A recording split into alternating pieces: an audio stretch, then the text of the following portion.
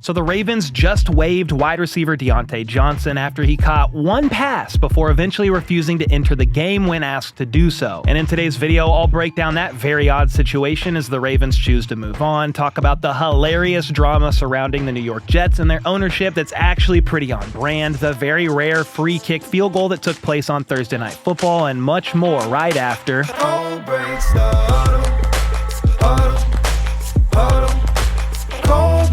Alright, I want to start off by talking about a couple wild injury situations around the league. The San Francisco 49ers season from hell knows no end, as it's been reported that rookie running back Isaac Guerendo is likely out for Sunday's game against the Dolphins. Christian McCaffrey and Jordan Mason are both on IR already, as is Elijah Mitchell, who was placed on season-ending IR before the season even started. So they'll be on their fifth running back this Sunday when they start Patrick Taylor along with the newly signed Israel Abina-Konda backing him up. And we've known for a while now that the 49ers are a pretty injured team, but look at this graphic that Tyler Webb put out. Even with all the injuries, the 49ers are nothing compared to the Lions, who have 22 players right now either out on IR, on the PUP list, or slated to be out for their next game. 22.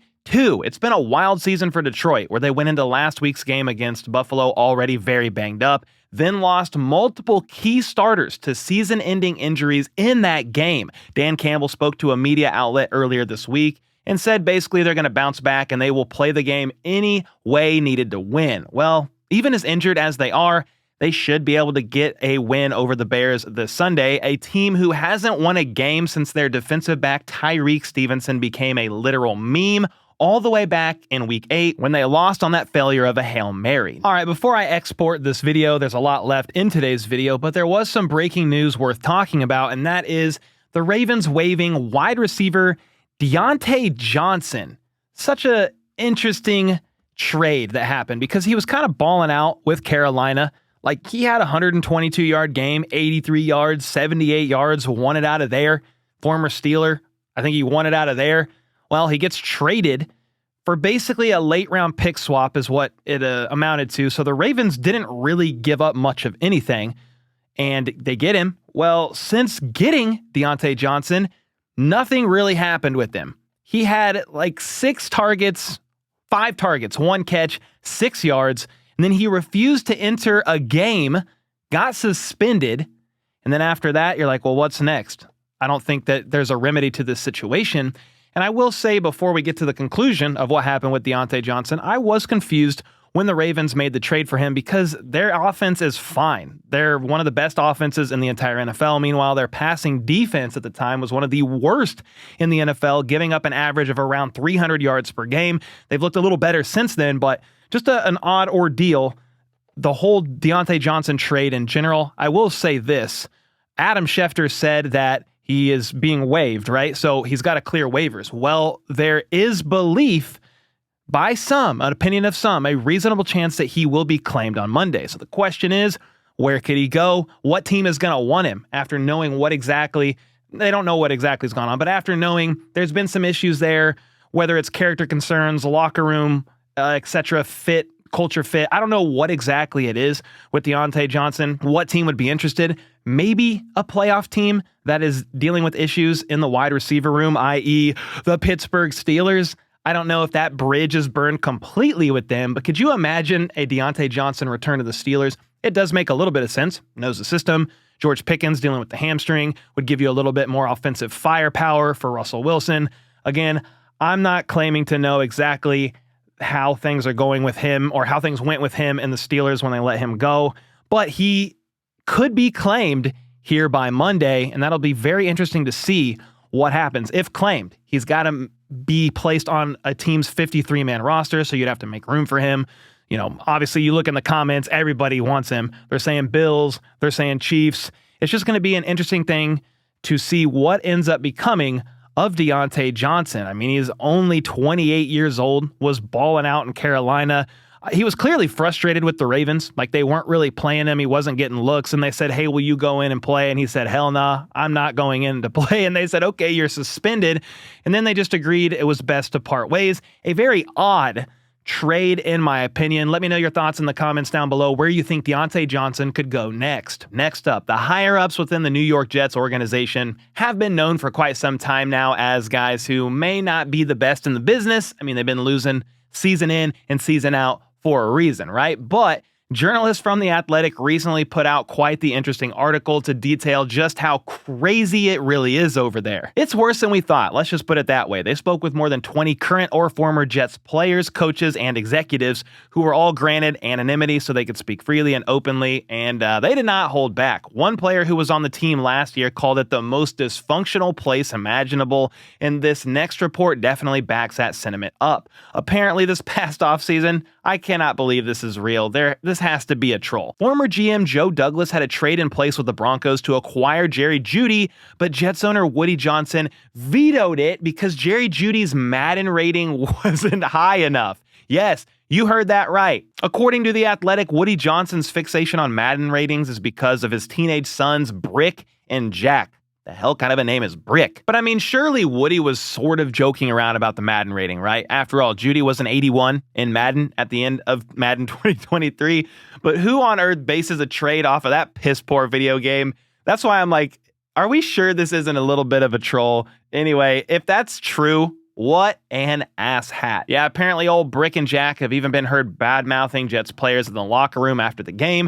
And if that wasn't cringy enough, listen to this one. After their win over the Texans Week 9, Aaron Rodgers had a game ball in hand that he was planning on giving to Jeff Ulbrich, the interim head coach who just won his first game. And before he could even do that, Woody Johnson's son, Brick, grabbed another game ball and gave it to Garrett Wilson and followed it up with a profanity-laced speech. Woody Johnson then grabbed the ball Aaron Rodgers was holding and gave it to Coach Ulbrich. Multiple players said that the energy felt drained out of the room, and one player said it was the most awkward, cringeworthy, brutal experience.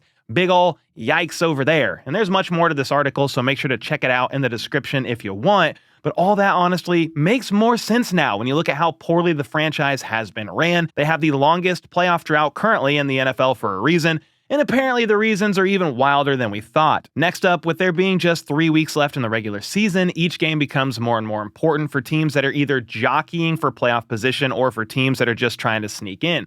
Well, we've got a handful of matchups this weekend that could go a long way towards determining seeding, as well as some matchups that I'm just excited to watch for a couple different reasons. But before I get to that, I want to talk about this pretty exciting AFC West matchup between the Chargers and Broncos on Thursday Night Football that went down last night, because not only was it a great game, it affected playoff implications a little bit for both of these teams. And then also something happened in that game that actually hasn't been done since the 1970s. Denver started out hot, rattling off 3 touchdowns in the first half and looking pretty dominant. They even picked Herbert off in the red zone with under a minute to go in the half, and they were up 21-10, but they very quickly went 3 and out, an odd ordeal where they did not drain enough time off the clock because they were trying to stay aggressive here, and they opted to punt the ball deep in their own territory on 4th down with barely any time on the clock. Well, the Chargers then called for a fair catch on that punt, but Darius Davis got ran into, and that moved them forward 15 yards. And that 15-yard penalty actually put LA within Dicker the kicker's field goal range. So with zeros on the clock, they opted to take advantage of an obscure rule that's very rarely ever utilized, and that is the fair catch kick. Basically, the receiving team is allowed to try a field goal from the line of scrimmage with no snaps or rushers. Kind of looked like a kickoff. It was a weird ordeal, but of course, Dicker the kicker drilled it, making the 57-yarder with ease, and that made it an 8-point game, so a 1-score game heading into halftime. Well, that kick ended up being very significant because the Chargers ended up ahead near the end of the game. They were up by 10 with like 2.5 minutes to go. Well, had they not made the field goal at the end of the half, it just would have been a 7-point game. So a 1-score game where Denver, instead of kicking a field goal, then attempting to recover an onside kick, which they did not successfully recover, they wouldn't have needed to try any of that and could have just tried to drive down the field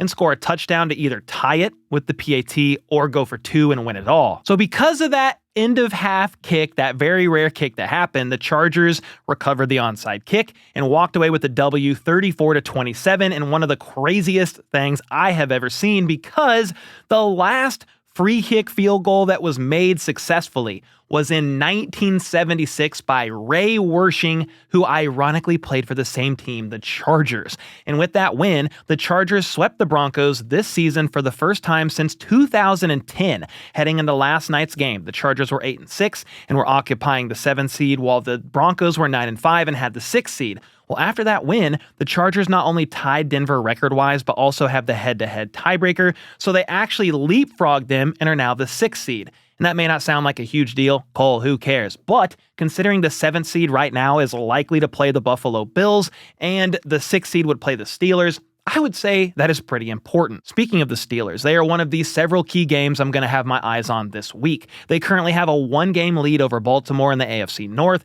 and these two teams play each other tomorrow, Saturday, December 21st, and while the Ravens can't pass up Pittsburgh with a win, they could at least come one step closer to doing so. The Steelers beat them earlier in the year and would still have a better conference record even if they lose to the Ravens tomorrow. The game between these two earlier in the year played more into the Steelers' hands, with it being a low-scoring defensive battle that finished 18-16. So Baltimore's offense has to get going more in this one if they want to win it. Derrick Henry only had 65 yards in their last meeting, which was his second lowest rushing total of the season. And with George Pickens once again out for the Steelers with a hamstring injury, I think the Ravens should be able to get this W. Well, the Ravens will then be loosely rooting for the Kansas City Chiefs on Christmas because they go head-to-head, Steelers and Chiefs. That's getting ahead of myself a little bit. Before this game even happens on Saturday, Ravens and Steelers, the Texans travel to Arrowhead to take on the current 1 seed in the Kansas City Chiefs. Patrick Mahomes was diagnosed with a mild high ankle sprain, but was a full participant at practice all week and is going to play, as is Hollywood Brown. He's getting activated off of IR, and so is Texans guard Kenyon Green, who they just activated off of IR earlier this week. He started the first 9 games of the season, but has missed the last 5 since being placed on IR with a dislocated left shoulder. So it's great news for the Texans, whose O-line has been struggling big time this year, particularly from the interior. They've given up the 5th most sacks in the league with 46, and the 3rd most pressures with 151. Getting the ball out quick needs to be a point of emphasis for both quarterbacks, really. Mahomes' ankle isn't 100%. They're going to have their left guard, Joe Thuney, kicked out at left tackle because the newly signed left tackle they just snagged in DJ Humphries is still recovering from a hamstring injury that he sustained in his first game playing for the Chiefs. Mahomes is also the most knocked down quarterback in the NFL, and he's been sacked a career-high amount of times. So he's going to need to be smart with it because the Texans are second in the NFL with 45 sacks, and Danielle Hunter and Will Anderson Jr. are the only duo in the league that each have 10 apiece. Mahomes has proven that he can adapt to play multiple styles. He's won a Super Bowl on a bad ankle before as well. So for that reason, I think the Chiefs find a way to get it done and get a win here. The Texans are very inconsistent, have lost against some odd teams. They've only beat one team that has a winning record, and that was the Buffalo Bills in a weird game earlier on in the season by 3. The Texans, though, have already clinched the AFC South, so they're locked into, at worst, the 4 seed. Meanwhile, the Chiefs are trying to stay ahead of Buffalo for the 1 seed, which they can actually accomplish. They can lock up the 1 seed if they beat both the Texans on Saturday and the Steelers on Christmas. All right, this next game that I'm looking forward to watching actually has nothing to do with the playoffs, but with Kirk Cousins getting benched, I am definitely excited to see Michael Penix Jr.'s debut against the Giants on Sunday. At one point earlier in the year, the Giants had a pretty respectable defense and led the league in sacks, but they've since had a few injuries like Dexter Lawrence being placed on season-ending IR with an elbow injury, for example, and they're not so scary anymore. They've given up nearly 26 points a game over their last 8, losing all of those games, by the way, and I'm definitely expecting them to lose this one as well. I have no idea what to expect from Penix, to be clear, but I hope they're able to utilize his cannon of an arm and connect on some shots down the field. It's not out of the question for Atlanta to still win their division either. They're a game behind Tampa, but they have the tiebreaker over them. The only problem is the Bucs have a pretty good shot at winning out. They have the Cowboys, Panthers, and Saints for their last 3 games, and if they don't lose any of those, then it really doesn't matter what Atlanta does. Now, the Commanders are holding on to the 7 seed in the NFC, and barring a catastrophic collapse, they should still be there come playoff time. They're 9-5 and basically just need to fend off the loser of the NFC West. So either the Rams or Seahawks. This week is going to be their biggest challenge in doing that as they host the red-hot Philadelphia Eagles on Sunday. Philly got the better of them back in November, beating them 26-18 with Saquon Barkley going off for 146 yards and 2 touchdowns. He's 417 yards away from the single-season rushing record, which means he needs to average 139 yards per game in their last 3 games. The Commanders rank 25th in run defense, and while I'm not sure if Saquon can reach the record, I do feel confident that he's going to run all over Washington, and the Eagles will most likely get the dub once again. Philly's got their sights on the 1 seed, but they're going to need Detroit and Minnesota to slip up. Now let's talk about this, because this is crazy between the Vikings, the Lions, and the Eagles. The Vikings travel to Seattle to take on the Seahawks, who are expected to have Geno Smith starting in this game after he left last week with a knee injury. He better be on his P's and Q's because this Vikings defense allows the 4th fewest points in the league and has the most interceptions with 20. Seattle, meanwhile, has given up 47 sacks, which is tied for 3rd most, and they're also 7th in pressures allowed. For that reasons, I like the Vikings in this one. Geno may not be 100%, and that's not good when going up against a defense that causes more chaos than any other defense in the league. Okay, 1 seed. Hone in on it real quick here for the NFC. This is wild. A win for the Vikings would keep them in play for the 1 seed, which they can secure by simply winning out. If they win out, that means they beat the Lions in Week 18, which would give them a better overall record than Detroit. The Vikings and Eagles are both 12-2 and are tied in a bunch of tiebreakers like conference record and win-loss percentage in common games. So the next applicable tiebreaker is strength of victory. This is where it gets interesting because the Eagles' strength of victory is .440, which is higher than Minnesota's .387, but the combined record of the Vikings' remaining opponents is 30-12, while the Eagles is just 17-25.